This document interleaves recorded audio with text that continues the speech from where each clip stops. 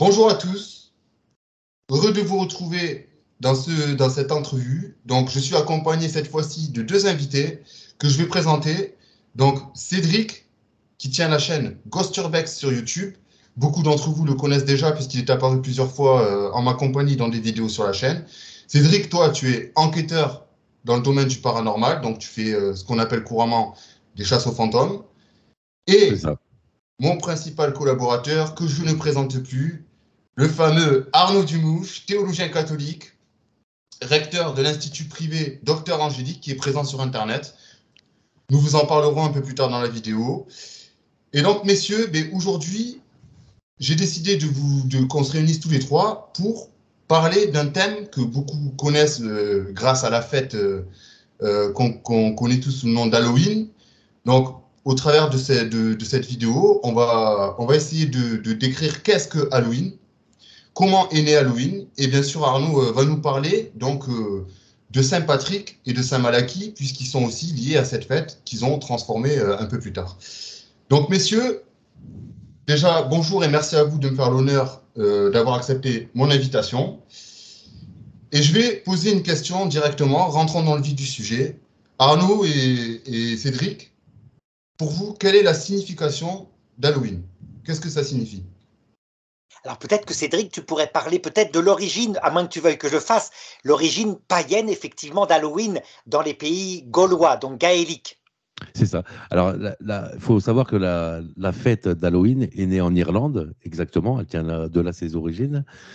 Et c'est une fête, on fête les morts. Voilà. Pour eux, là-bas, ils fêtaient les morts. En Irlande, elle s'est beaucoup exportée après, suite justement, quand il y avait de l'immigration aux États-Unis. C'est de là que c'est né, justement, qu'ils fêtent beaucoup Halloween aux États-Unis, tiré de l'Irlande. Après, il n'y en a pas beaucoup de monde qui le sait, parce que en général, c'est plutôt une fête pour nous culturelle, mais beaucoup commerciale pour d'autres, pour vendre des articles, pour vous vendre un film d'horreur aussi. Hein. Ça arrive souvent. C'est la période comme une fête, comme si on fêtait, pour certains peut-être, Noël. Voilà. C'est une fête, effectivement, comme tu viens de le souligner, Cédric. Commercial. Peut-être Arnaud, après, il va un petit peu plus développer, qui a été exportée. Donc, elle est née en Irlande, effectivement. Elle a été exportée aux États-Unis, puis peu à peu aussi à travers les pays européens. Alors, bien sûr, la Nouvelle-Zélande et l'Australie aussi sont très friands de cette fête-là, j'ai pu constater, puisqu'il la fête tous les ans. Et puis, je vais retourner ça, et là, je vais m'adresser à toi, cher Arnaud. Nous, dans l'Église catholique, nous avons aussi ce que nous appelons le jour des morts, donc le 2 novembre. Et puis il y a Halloween le 31 octobre.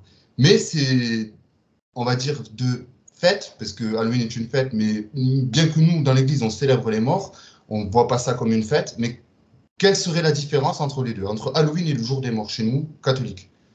Alors d'abord, premièrement, il faut savoir qu'Halloween était donc une fête païenne, née au néolithique, pas au paléolithique. Au néolithique, c'est-à-dire l'époque de l'agriculture, la mise en place de l'agriculture, donc en Irlande en particulier, mais pas seulement, dans les pays gaulois. Il faut savoir que Gaël qui signifie gaulois, eh bien c'était une civilisation avant l'Empire romain qui couvrait une grande partie de l'Europe. Hein. Il y a par exemple la Galice, c'est en Espagne. Voilà. Et donc, il y avait des traditions communes qui disaient que, à la mort, on se retrouvait plongé dans l'autre monde avec des monstres, des dieux horribles qui étaient là, les dieux qui provoquaient les épidémies. Et donc, eh bien, on se retrouvait errant sur la terre. Et donc, il y avait une espèce de terreur de la mort qui venait d'ailleurs sous forme en Bretagne de l'Ankou. L'Ankou, c'est un monstre armé d'une faux. Hein. Ça a duré jusqu'au 19e siècle, cette croyance dans l'Ankou.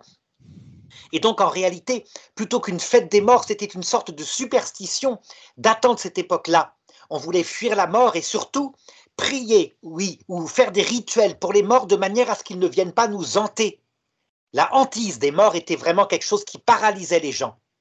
Donc, dans ce contexte-là, à un moment donné, voici que l'Irlande, tout d'un coup, développe une religion catholique, mais tout à fait particulière, qui n'est pas dans la tradition de Saint-Augustin, hein, vraiment quelque chose d'unique, mais qui est vraiment catholique, hein, autour des saints fondateurs de la religion en Irlande. Donc tu parlais de Saint Patrick, qui a eu avant lui quelques autres apôtres. Et ce qui a été incroyable, c'est que ces évangélisateurs, donc qui prêchaient le Christ, vrai Dieu fait homme, donc des vrais apôtres catholiques, ont constaté que le culte des morts pouvait tout à fait être baptisé dans la foi catholique, mais à condition de le transformer un peu. Il ne fallait pas craindre les morts comme étant des fantômes qui venaient nous hanter. Il fallait simplement savoir que certains morts n'allaient pas tout de suite au paradis, mais qui restaient dans le purgatoire. Le purgatoire n'est pas inventé par les gaéliques, hein. C'était une tradition qui datait des Juifs, puisque dans le livre des Maccabées au chapitre 12, on en parle. Comment est-ce que des gens qui faisaient la guerre aux Grecs, des Juifs, périrent et qu'ils avaient autour du cou une espèce de talisman à un dieu païen. Du coup, les Juifs, au lieu de croire qu'ils étaient damnés dans l'enfer éternel, offrirent au temple de Jérusalem un sacrifice pour que leur âme soit sauvée et qu'elle soit pardonnée. Eh bien, voilà que dans l'église gaélique, qui se transmet, parce qu'il y a des grands contacts en Europe, hein, l'évangélisation, au lieu de détruire tous les rituels païens, au contraire, on les évangélise, on garde la fête des morts, et donc avec Saint Patrick, et puis à peu près 500 ans plus tard, Saint Malachie c'est vers l'an 1000, hein, eh bien, on voit bien en Irlande une fête des âmes du purgatoire, pour les aider à aller au paradis, tout simplement, hein. Et ça va donner effectivement, dans l'église, qui était l'église latine, avec une théologie beaucoup plus dure, hein, venant de Saint-Augustin, ça va donner la fête du 2 novembre, la fête des âmes du purgatoire, pour les aider à aller au paradis. Voilà un petit peu l'histoire. Cédric, si tu as quelque chose à rajouter ou une question, je t'en prie. Ouais, j'avais entendu parler qu'elle avait été déplacée au 8e siècle par les catholiques, justement vers le mois de novembre. Tout à fait. C'est à peu près à cette époque-là, quand l'église d'Irlande, qui est un peu marginalisée à cette époque-là, parce qu'elle n'a pas la même date de Pâques, des choses comme ça. Donc, en tout cas, sa théologie, qui ne va pas être gardée dans ce qu'on appelle la scolastique, ça veut dire la théologie latine classique, hein, donc dans la partie de l'Empire romain d'Occident qui parlait latin, qui avait été conquis par les Francs, d'accord, hein, avant d'être conquis par l'Empire romain. Eh bien, dans cette partie, on ne va pas se mettre à croire qu'il peut y avoir des âmes errantes qui font leur purgatoire sur la terre. Ça va être banni. Et dans la scolastique, donc et la théologie que prendra saint Thomas d'Aquin au XIIIe siècle, on dit que les âmes de l'autre côté sont soit en enfer, soit au paradis, mais qu'il n'y a pas un lieu particulier qu'on pourrait appeler le Sheol en hébreu ou l'Hadès en grec, et où les âmes ne seraient pas encore arrivées à leur jugement individuel. Au contraire, dans l'église gaélique, il y a des morts qui peuvent être sur terre et qui peuvent hanter, d'où l'histoire que vous connaissez bien, hein. Vous avez remarqué, les fantômes, c'est dans les châteaux anglais, les châteaux du pays de Galles, etc., donc les pays gaéliques. Beaucoup en Écosse aussi. En Écosse, donc ça c'est encore gaélique, c'est gaulois, et c'est beaucoup moins dans les pays anglo-saxons, donc germaniques. Mais l'Écosse, l'Irlande, la Bretagne, etc., c'est là où il y a des fantômes, et c'est pas pour rien. Le pays de Galles aussi. Pays de Galles, absolument. Pays de Galles, Pays de Galles, encore des Gaulois. C'est vrai que l'Écosse, notamment, et l'Irlande, ils ont plein de, justement, en fouillant un petit peu, on peut découvrir autour de ça plein de légendes. Alors, bien entendu, on parle beaucoup de fantômes, etc. Mais notamment aussi au-dessus de ça, oui, sur certains, on va dire, monstres comme les vampires ou autres, il y a beaucoup d'histoires comme ça, surtout en Irlande. Ben oui, ben ça date de cette époque-là. Ça veut dire qu'en fait, chez les anciens païens, tous les monstres, les crânes, les squelettes qui se promènent, les zombies, les encous, etc., ben ça, c'est les terreurs des païens. Mais Saint Patrick et Saint Malachie vont évangéliser ça en disant « Mais non, il n'y a pas de trolls, il n'y a pas de gnomes, c'est pas ça. Mais il y a des esprits des morts qui ont besoin de notre aide. Et là, on peut les aider en priant pour eux, pour que la Sainte Vierge, par exemple, vienne les chercher et qu'ils sortent de la maison où ils ont vécu, pour passer dans l'autre monde. » Mais tu vois, Kevin, ça va être contesté, hein. Je suis sûr que s'il y a des théologiens scolastiques qui écoutent, ils vont dire « Mais l'Église a rejeté ça. » Pas du tout, l'Église n'a jamais rejeté ça. J'en donne pour preuve, hein. Il y avait un prêtre dans le nord de la France que je connaissais bien, qui, il y a à peu près 15 ans, libérait des maisons d'âmes errantes. Et puis un jour, son évêque, qui était un évêque assez progressiste, hein, finit par le sanctionner en disant « C'est quoi cette histoire? C'est n'importe quoi. » Il a porté plainte au Vatican et le Vatican a donné raison à ce prêtre. Le Vatican lui a donné raison. Le pape Benoît XVI, par exemple, dans son encyclique Spe Salvi, au numéro 44-45, le dit bien. Il y a manifestement un lieu qui s'appelle l'Hadès, qui reste valable, où le jugement des âmes n'a pas encore été fait. Entre ce monde et l'autre. Ça reste valable. Hein, que chacun le lise, ce texte-là. Hein. Voilà. Alors, je ne sais pas si vous saviez, messieurs, justement, Halloween, donc le mot Halloween, c'est un terme générique, mais il provient du terme anglais All Hallows Day. Est-ce que vous savez ce que ça signifie? Eh ben, je ne parle pas très bien anglais, mais j'attends de Vas-y, tu vas réponse. nous dire, parce que là, moi non La, plus, la je suis un veille pur de, francophone. la veille de tous les saints. Ah ben voilà, D'accord. et oui, Donc, ben oui, parce que la Toussaint, c'est le 1er novembre. Ouais. oui. Voilà. Et pourtant, tu le disais tout à l'heure, Cédric, sous le pape Grégoire, alors je me souviens plus si c'est le 2 C'est ou 3. Grégoire III, je crois. Grégoire III, voilà, donc alors que 8e siècle, non, je sais plus si c'est le 8e siècle ou un truc comme ça. 8e siècle, oui. Voilà. Il avait fait, donc, comme tu l'as dit, déplacer cette fête-là, et beaucoup pensaient qu'on la célébrait justement après Pâques. Or, après Pâques, il ne faut pas confondre, c'est pas la Toussaint, c'est la Pentecôte. Oui, c'est la Pentecôte, oui. Voilà. Donc, la Toussaint, elle est le 1er novembre, et le 2 novembre, on fête le jour des morts. Et puis, ce qui serait bien aussi de préciser, Arnaud, il me semble que tu avais une anecdote à ce propos-là, au propos de Saint-Patrick. C'était pas Saint-Patrick qui avait vu, qui voyait sa sœur ou sa belle-sœur ou je sais plus quoi, et qui avait fait une messe à un moment donné, justement par rapport à Halloween. Je sais plus si c'est En fait, c'est Saint Malachie. Saint Malachie, donc à peu près 500 ans après Saint Patrick, qui va voir Saint Bernard de Clairvaux, qui est son ami. Saint Malachie, c'est pas n'importe qui, hein. C'est l'archevêque d'Armagh, donc c'est le primat d'Irlande à cette époque-là. Il va voir son ami en France, Saint Bernard, qui vient de fonder l'ordre de Cîteaux, et il lui raconte cette histoire qui est arrivée. Il avait une sœur très belle, avec des longs cheveux blonds, mais très mondaine, alors que lui était prêtre, hein. Donc il était donné à Dieu. Et puis, il lui expliqua à cette sœur qu'il fallait qu'elle arrête comme ça de regarder les garçons tout le temps. Elle était à la messe, tu sais, à l'époque, on mettait les filles à gauche, les garçons à droite, et elle, au lieu de regarder, de se mettre à genoux pour le sacrement, elle regardait les garçons. Pourquoi? Parce qu'elle voulait se marier. Elle avait un projet comme ça, tout à fait naturel finalement. C'était une jeune fille normale, quoi, disons. Et puis voilà que brutalement, elle attrape une maladie, c'était fréquent à cette époque-là, et elle meurt. Et Saint Patrick raconte, pardon, Saint Bernard raconte dans sa vie de Saint Malachie ce qu'il lui raconta. Il lui raconta qu'un jour, alors qu'il célébrait la messe après la mort de sa petite sœur, voilà qu'il la voit nettement. Elle est au cimetière, elle essaye de rentrer dans sa tombe. Et là, il se gratte la tête, il se dit, elle n'a pas accepté de mourir. Elle est en train d'essayer de retourner dans son corps pour revivre. Tu vois, les histoires de fantômes, les histoires de morts vivants. Il ne faut pas étonnant que chez les païens, ils s'en soient terrorisés. Mais lui, C'est au vrai qu'ils ont contraire. peur, ouais. Et oui, voilà. Au contraire, qu'est-ce qu'il fait? Mais il se dit, je vais célébrer une messe pour les âmes du purgatoire, pour ma sœur, afin qu'elle change d'idée. Et il célèbre 3 messes, tu vois, les 3 messes basses, tradition qui sera racontée par, plus tard, hein, dans le sud de la France, par le curé de Cucugnan, tu te rappelles peut-être. Ben, Oui. Ça date de cette époque-là. Donc il célèbre 3 messes pour les âmes et puis elle disparaît. Donc il se dit, c'est merveilleux, elle est partie dans l'autre monde, elle n'est plus fantôme. Et voilà qu'il célèbre la messe le dimanche suivant, il la voit, elle était assise avec les femmes et elle regardait les garçons. Tu comprends? Ah ouais, ouais. Elle n'avait pas changé du tout. Elle était intéressée.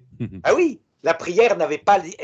En fait, la pauvre petite, elle avait un projet d'avoir des enfants, de connaître l'amour, etc. Elle n'avait pas pu le faire. Elle était malheureuse comme tout. Il n'arrivait pas à la délivrer de ça. Elle était en fait une âme errante parce que trop attachée à la terre, à sa beauté physique, qu'avait été sa malédiction. Elle n'était pas en enfer, hein. Alors évidemment, les théologiens scolastiques diraient, mais non, elle était en enfer. Elle était bloquée entre les 2 mondes, plutôt. Et voilà, exactement, Cédric. Elle était entre 2 mondes, et donc c'était un prolongement de sa vie terrestre pour qu'elle permette de s'affiner. C'est ce qu'on appelle l'Hadès en grec, ou le Sheol en hébreu. Passage de la mort. J'apprends des choses au niveau du langage. Non, mais c'est bien, c'est des bons mots. Oui, c'est les bons mots. Hein, et la baisse. Ah, on se rejoint, on voit que tout ça, c'est cohérent. Hein, ce qui est logique d'ailleurs. Mais de toute façon, hein, tu vois, Cédric, c'était prophétisé. Quand tu vois le peuple hébreu qui doit traverser depuis l'Égypte, qui symbolise la terre, et qui doit passer dans la terre promise en 3 jours à travers le désert, et qui reste 40 ans au désert parce qu'ils sont trop attachés aux oignons d'Égypte. Ben, c'est une métaphore de ça. 40 ans, oui, c'est une métaphore. Ça veut dire que la mort peut se prolonger et devenir un séjour, d'où Halloween. Alors, beaucoup de choses sont liées. Oui. Effectivement, effectivement. Alors, messieurs, une autre question. Pour vous, pourquoi fête-t-on Halloween? Le 31 octobre, notamment. Qui est-ce qui veut commencer? Bah, je vous laisse la parole. Allez. Cédric, le Ben, pauvre, c'est ce que disait Cédric tout à l'heure. Hein. La fête est revenue par les Irlandais en Amérique. C'est-à-dire C'est qu'ils ça. ont ramené les traditions et eux, ben, qu'est-ce qu'ils ont fait? Ils mettaient des chauves-souris, des choses comme ça qui leur venaient d'un reste de paganisme. Et du coup, cette fête débarrassée du christianisme est revenue en Europe par l'Amérique. Parce que l'Amérique, hein, c'est tous les médias, c'est tous les films d'Hollywood, etc.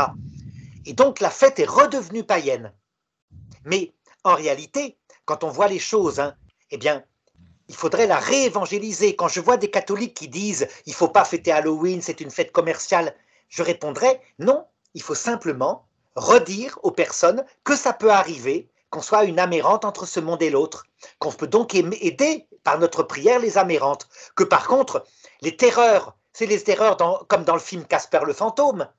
C'est vrai que vous verriez un fantôme arriver dans la pièce, là vous auriez les poils qui se hérisseraient. Hein. D'ailleurs, souvent, vous avez remarqué, quand on parle de fantôme, on a froid dans le dos.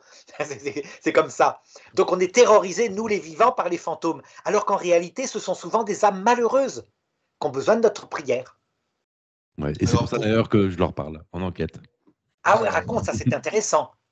Bah, en enquête, on essaye de rentrer en contact avec eux, on essaye d'avoir des mots, même des bribes de mots, hein, c'est toujours intéressant d'en savoir un peu plus. Alors des fois, ça va, on va dire, beaucoup plus parler, moins parler, des fois ça va être plutôt du chuchotement, beaucoup de chuchotement quand même pendant les enquêtes, pas mal de bruit de pas, mais jamais d'apparition. Alors moi, je dirais que j'en ai eu une peut-être un jour, hein, c'est pas sûr, c'est pas prouvé scientifiquement.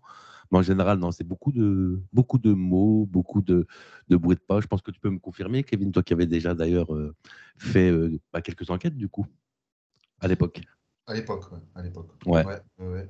Enfin, c'est pas, j'avais fait des enquêtes, j'avais assisté justement des gens qui faisaient des enquêtes paranormales, effectivement. Mais même après, bon, il y a ceux qui y croient, ceux qui y croient pas. Tu vois, donc ça, ce sont deux choses différentes. Comme quand tu es en enquête, tu as deux types de réponses, la réponse résiduelle ou la réponse intelligente.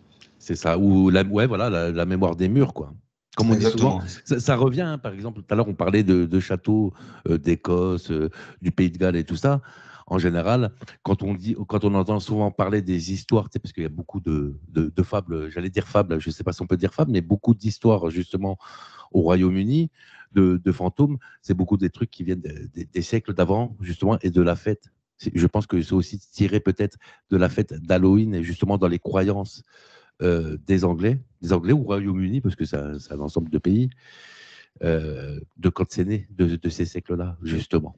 Tu vois. Alors, justement, pour en revenir à notre sujet, messieurs, donc, moi j'ai lu que, à la base, bon, c'est les Celtes qui ont inventé Halloween, entre guillemets, parce qu'ils considéraient que les esprits des morts, ils revenaient le soir du jour de Samhain. Donc, Samhain, c'était une fête, comme tu le disais, Arnaud, païenne. Donc, c'est les druides. Donc, il faut savoir que l'Irlande, l'Écosse, tous les pays qu'on cite depuis tout à l'heure, à l'époque, comme ils étaient sous le joug des Vikings, entre guillemets, on faisait beaucoup de chamanisme, de sorcellerie, donc c'était les druides.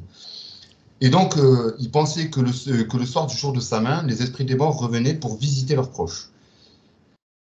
Par contre, du point de vue religieux, et là je m'adresse à toi, cher Arnaud, est-ce qu'on peut avoir justement une connotation religieuse à cette fête?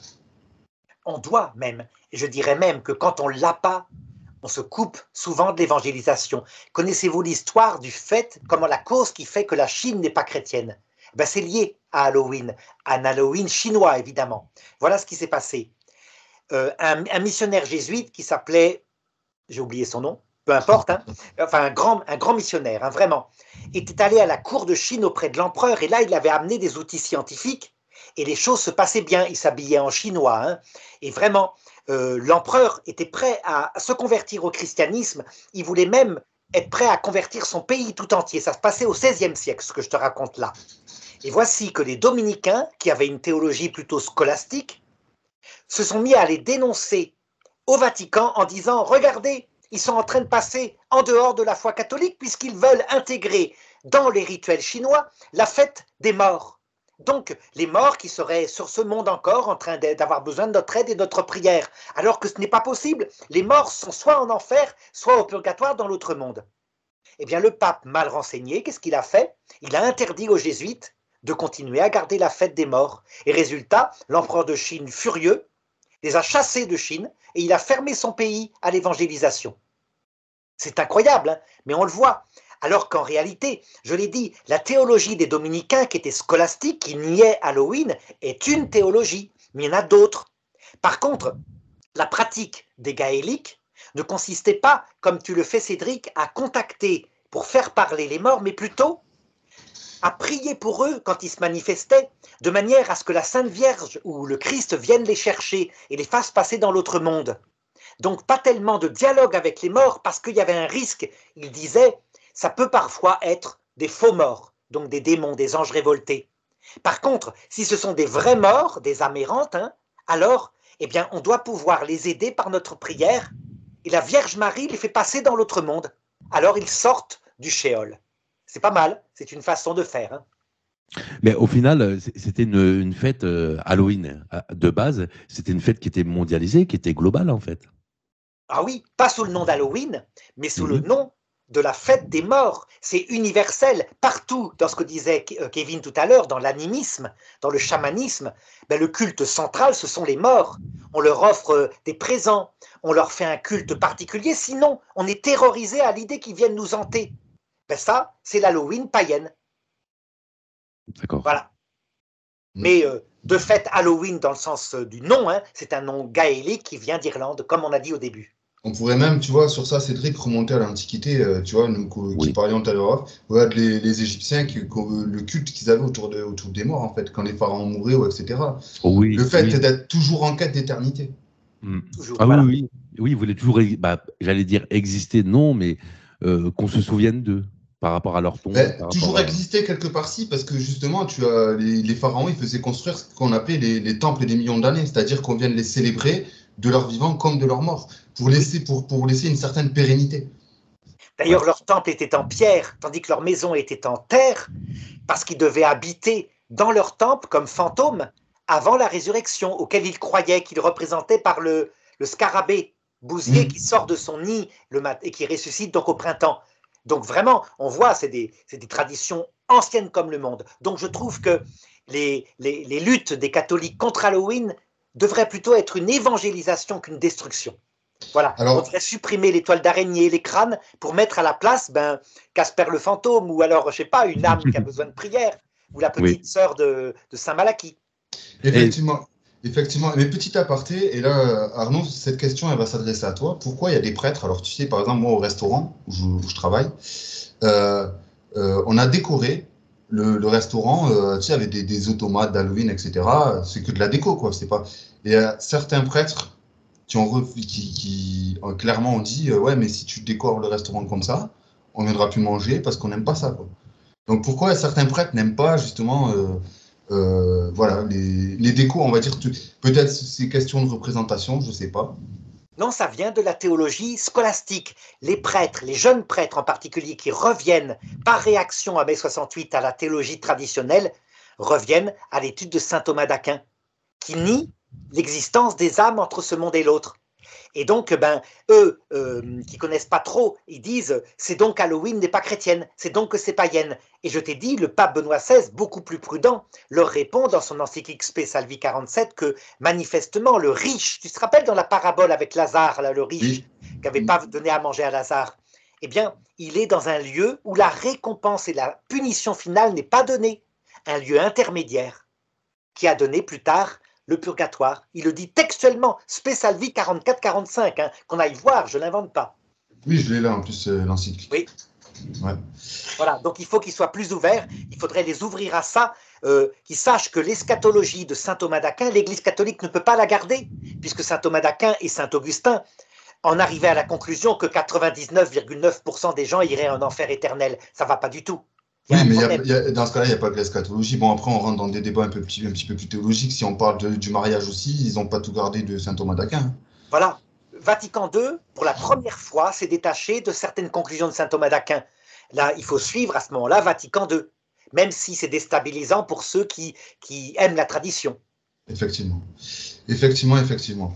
Donc alors, pourquoi les citrouilles à Halloween? Vous savez, là, cette espèce de citrouille qu'on représente, qu'on creuse, tu sais, avec des sourires un peu bizarres et que tu mets une lanterne à l'intérieur. Vous savez que ça tient d'une légende? Oui, vas-y. de Jack aux lanternes. Exactement. Eh bien, Voilà, c'est tiens, ça. Eric, raconte-nous cette petite anecdote.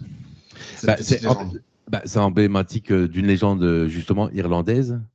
C'est né aux États-Unis, justement. C'est beaucoup aux États-Unis où ils ont fait des décorations justement comme ça dès le début, comme Halloween est apparu vers les années 1840, justement à l'époque au Canada et aux États-Unis. Ils ont commencé, comme on parlait tout à l'heure, les films à faire justement des lanternes avec des citrouilles. C'est né de là, hein, parce que eux au début, ils savaient que c'était justement que c'était catholique comme fête, mais vous connaissez les Américains. Les Américains, ils sont toujours pour la fête, quoi.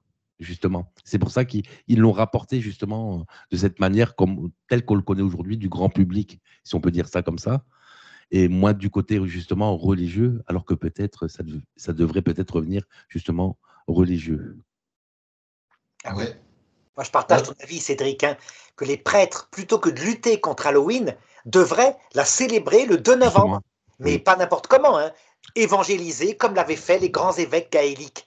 Donc, la fête des âmes du purgatoire, oui, pour prier, pour redonner le sens qu'il faut prier pour les âmes du purgatoire, puisque la plupart d'entre nous, manifestement, on passera par un moment de purgatoire.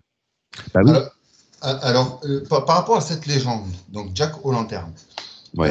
donc ça provient d'un vieux conte en fait irlandais. Je l'ai là sous les yeux. Jack aurait poursuivi le diable pendant 5 bonnes années. Il aurait été un avare, un personnage ivrogne, méchant et égocentrique. Un soir, alors qu'il était dans une taverne, le diable lui apparut et lui réclama son âme.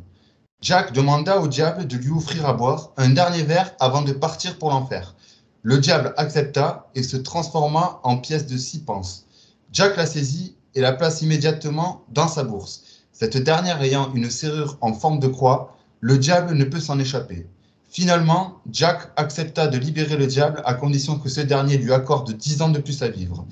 10 ans plus tard, Jack fit une autre farce au diable, le laissant en haut d'un arbre sur lequel il avait gravé une croix grâce à son couteau, avec la promesse qu'il ne le poursuivrait plus. Lorsque Jack mourra, l'entrée au paradis lui était refusée et le diable refuse également de le laisser rentrer en enfer. Jack réussit néanmoins à convaincre le diable de lui donner un morceau de charbon ardent afin d'éclairer son chemin dans le noir. Il place le charbon dans un navet creusé en guise de lanterne et est condamné à errer sans but jusqu'au jour du jugement dernier. Ouais. Parce qu'en fait, cette légende, elle est énorme. Parce qu'avant les citrouilles, justement, tu vois, parce que tu viens de dire le mot, avant les citrouilles, en Europe, on utilisait des navets, justement. Et c'est à partir des années 1920 où que la citrouille est apparue aux États-Unis. Oui. De Jack O'Lantern. Voilà, c'est ce que tu disais, justement. Et là, je vais m'adresser à toi, Arnaud, si tu as bien écouté ce conte. En gros, c'est un homme qui prend le diable pour un con. Oui, et qui en plus devient une âme errante. Tu as remarqué, qui n'entre ni au paradis ni en enfer. Donc, ce fameux problème, nié par la scolastique, hein, de l'existence, de la survie du shéol quand c'est utile à certaines âmes. Donc, il a roulé le diable, mais en réalité, son âme était malheureusement peut-être pas prête non plus pour le paradis. Effectivement. Mais bon, c'est là où on va un peu virer de bord, on va rentrer dans la démonologie. Il prend le diable pour un con. Moi, ça me... Bon, après, c'est qu'un con, en fait, tu me diras, mais c'est quand même placer l'homme sur un piédestal, alors qu'on sait très bien que les anges, même révoltés, ils sont doués d'une extrême intelligence. Donc, pour prendre le diable pour un con, il faut quand même le faire. Hein. Tout à fait. Ça veut dire que un diable, c'est comme un adulte par rapport à nous qui serions des enfants de 5 ans. Mais on peut dire qu'il y a quelque chose de très intéressant dans ce conte parce que ça se passe par l'aide du Christ et de la croix. La croix qui est le chemin qui nous apprend l'humilité. Quand on souffre sur la terre, hein, on découvre la vraie mesure de ses jours. Or, personne qui est humble n'ira en enfer. Donc, finalement, même en étant rusé comme ça, en étant un larron, on peut dire, Jack, eh ben, c'est pas idiot. on peut échapper au diable en étant modeste malgré ses péchés. Ça ne veut pas dire qu'il faut pécher, hein. N'allons pas profiter de ça. Effectivement. Non, mais après, bon, mais, pour celui qui comprend un petit peu ce conte, c'est quand, effectivement, comme tu dis, Arnaud, il est condamné à errer avec sa lanterne parce qu'il cherche le chemin, peut-être pour que son âme soit purgée de ses péchés et rentre au paradis, on ne sait pas. Hein. Oui, voilà. Du coup, il a été au chemin inverse, quoi. Ben, en fait, il s'est servi de l'orgueil, enfin, comment dire, comment je pourrais expliquer ça? Il s'est servi de tous les péchés du diable, il les a retournés contre lui, et puis résultat, il peut pas aller au paradis, il est refusé en enfer, le diable le refuse en enfer, et il est condamné à errer, seul avec sa lumière pour chercher sa propre voie. En fait, c'est... Et du coup, ça me fait penser, bah, tu vois, aux fables des châteaux d'Écosse. Comme on dit souvent, tu vois, en Écosse, tu vois, il y avait l'histoire, alors je ne sais plus le nom du château, mais où il y aurait des descendants d'Élisabeth II, justement, qui... Alors c'était un château, je crois, qui appartenait à la reine d'Angleterre, à l'époque, et où qui resterait un fantôme. Tu sais, de toute façon, il y a beaucoup de légendes, justement, comme Jack Oui. O. Il y en a énormément. Ouais, effectivement. Et du coup, la version d'Halloween moderne, pour en venir à la version moderne, du coup, aujourd'hui, bah, on se déguise pendant Halloween en fantôme. Vous allez voir aujourd'hui peut-être en Spider-Man. Tout est possible parce que on n'est plus justement dans la célébration justement de l'époque de l'Église. Oui. Ouais, effectivement. Tout le travail de réévangélisation. C'est ça. Et quand on replace ça dans la théologie catholique, c'est assez simple à comprendre. La terre, c'est le premier purgatoire. On y est actuellement, tous les trois. C'est là où on apprend, Dieu se cache. Hein. Habituellement, on y apprend à travers un corps fragile qui va devenir vieux et malade. On y apprend des choses. Puis, il y a le deuxième ciel, qui est le passage de la mort, qui doit durer normalement 2-3 jours, hein, comme le Christ y est allé, et qui reste possible comme se transformant en séjour, comme à l'époque avant le Christ, quand c'est utile à une âme trop attachée à la terre.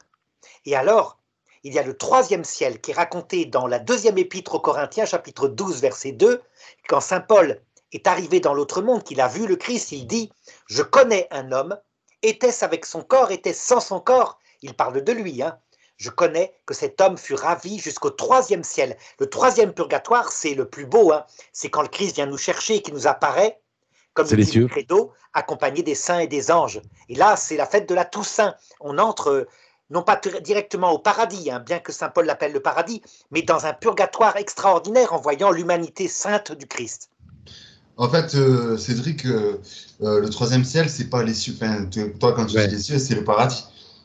J'étais parti. Là, ce qu'il est en train de t'expliquer, en fait, c'est que on pense qu'à notre mort, dans le passage de la mort, parce que la mort, certains la voient comme une tapette à rats, c'est-à-dire en gros, tu meurs, le cœur s'arrête et voilà. C'est ça.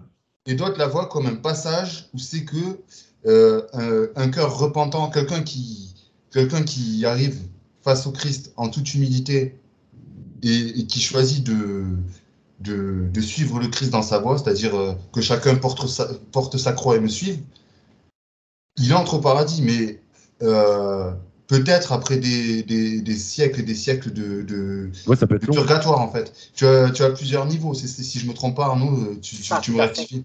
Tout à fait. Le paradis définitif étant le septième ciel, c'est-à-dire la vision de l'essence de Dieu directement, accompagné de ses proches décédés, avant et après la résurrection. Mais ça, c'est le sommet. Hein. Là, c'est la béatitude. Il n'y a plus de désir tellement on est comblé. Bon, c'est le lieu que présente sainte Thérèse de l'Enfant Jésus quand elle dit « Je passerai mon ciel à faire du bien sur la terre ». Ça veut dire qu'elle est au paradis et elle ne cesse pas de venir ici sur la terre, emmenant avec elle dans son cœur la vision de Dieu pour nous aider. Eh ben, c'est par rapport à toutes les actions qu'on fait sur Terre, en fait, si je comprends bien, par rapport à toutes les actions qu'on peut faire, bonnes ou mauvaises, c'est selon ça qu'on sera justement à cet endroit. Voilà. Dans une purification progressive qui aboutit, sauf pour ceux qui n'en ont rien à foutre et qui, devant le Christ, dans le troisième ciel, méprisent son évangile, ça c'est leur liberté. Alors en toute lucidité, ceux-là, ils se condamnent éternellement loin de Dieu. Mais tous les autres, s'ils se repentent, soit après le passage sur la terre, soit le passage dans le Sheol pour les âmes d'Halloween, quoi, on peut dire, les âmes errantes, les âmes du purgatoire, soit face au Christ, alors elles iront un jour au paradis. Dès qu'elles seront prêtes, dès que leur cœur sera devenu tout humble et tout amour, puisque c'est le but, on ne peut pas voir Dieu sans cela. Si tu as d'autres questions, mon cher Cédric, je t'invite à les poser. Arnaud développe bien. Non, franchement, Arnaud, vous développez bien.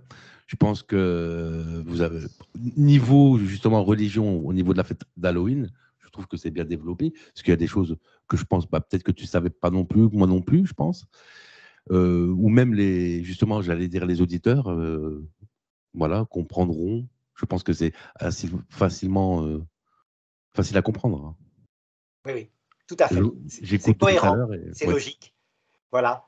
Alors, et là, Arnaud, une autre question. Est-ce que le démon, il a sa place dans tout ça, pour Halloween? Oui, probablement.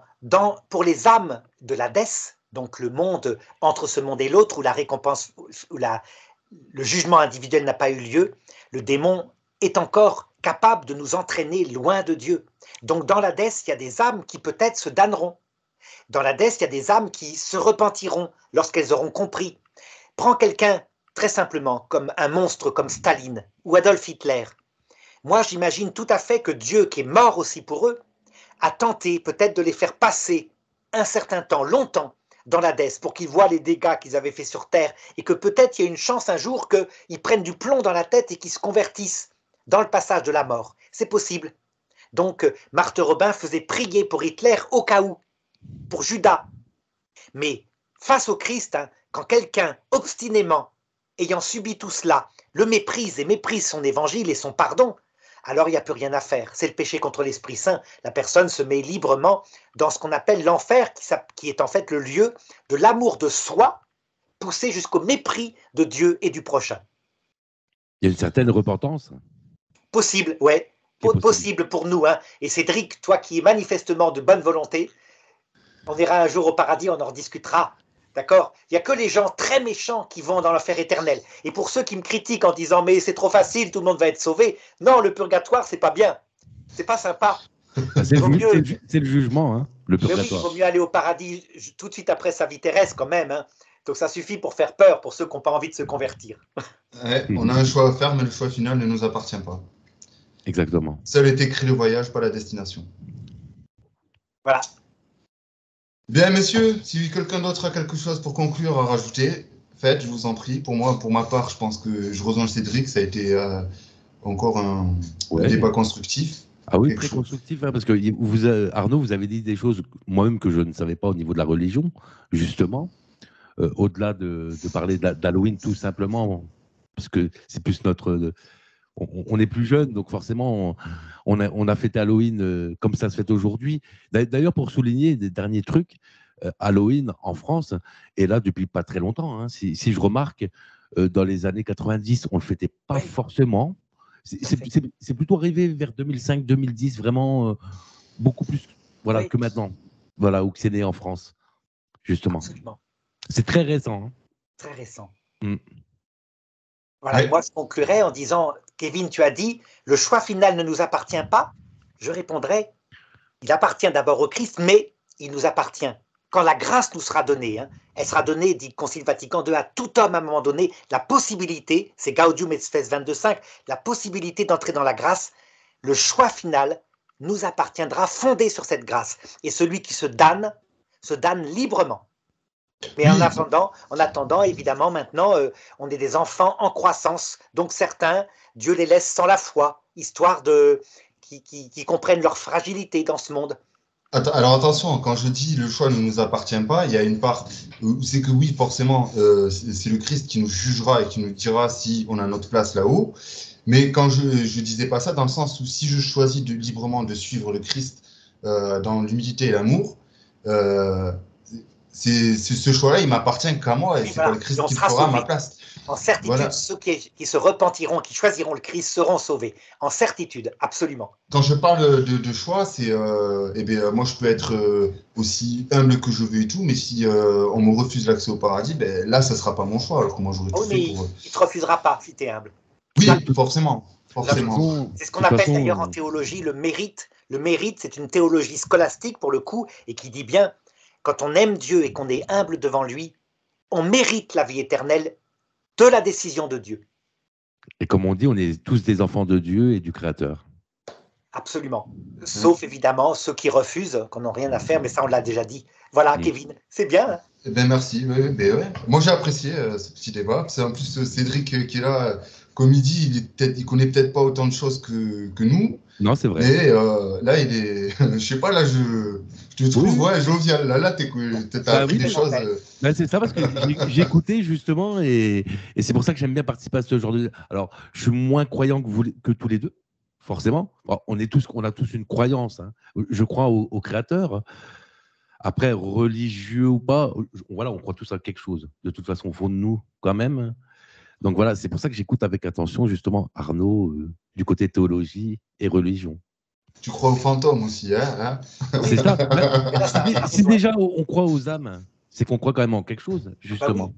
C'est ça. Mais l'un ne va pas sans l'autre, tout est complémentaire. C'est ça. Ça va ensemble, en fait. La religion, les âmes errantes, les enquêtes paranormales, tout ça, tout va ensemble. Oui, mais quand tu dis la religion, c'est vaste, je trouve. C'est toute vaste, la spiritualité, tu vois. C'est ça. Dans mon fort intérieur, je crois qu'il y a une existence que tu ne peux pas expliquer parce que tu l'entends, certaines choses, tu les vois, mais tu ne peux pas les expliquer, en fait. Ben, c'est ça, on ne peut pas les expliquer. C'est comme nous, comme il disait, quand on passera de l'autre côté, tout à l'heure aussi Arnaud, quand on est sur Terre, nous on recherche la plénitude, même sur Terre, à être bien dans notre vie, avoir le meilleur pour nous. Hein, c'est ce qu'on fait tous les jours justement pour être bien. Donc tout ça se relie justement, ce qu'on fait sur Terre et après. Effectivement, je suis d'accord avec toi. Bon, mais messieurs, merci à vous. Merci à vous. Merci Arnaud, merci à toi. Merci. Au revoir. Au revoir Arnaud. Au revoir. Au revoir.